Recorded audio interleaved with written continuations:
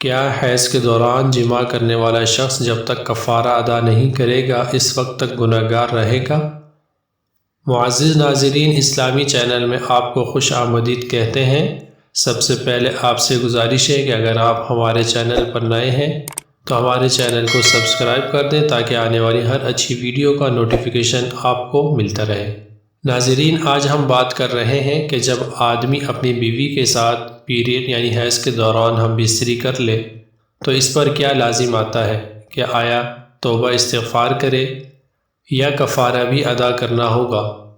کفارہ یہ ہے کہ حدیث مبارکہ میں آیا ہے کہ 1 دینار یا آدھا دینار یا اس کی قیمت صدقہ کرنے کا حکم وارد ہوا ہے، اور 1 دینار 4.374 گرام سونے کا سکہ ہوتا ہے۔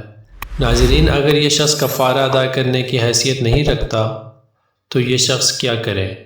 کیا یہ شخص جب تک کفارہ ادا نہیں کرے گا تب تک گنہگار ہوگا؟ اس کا جواب یہ ہے کہ فقہاء کرام کے نزدیک صدقہ کرنا لازم نہیں بلکہ مستحب ہے اور صاحب استطاعت کے لیے ہے، لہذا شوہر کو چاہیے کہ جو چیز بھی صدقہ کرنے کی استطاعت رکھتا ہو وہ صدقے میں دے دے، لیکن اگر وہ صدقہ کرنے کی بالکل استطاعت نہیں رکھتا تو توبہ اور استغفار ہر حال میں اس پر اور اس کی بیوی پر لازم ہے۔ جزاک اللہ۔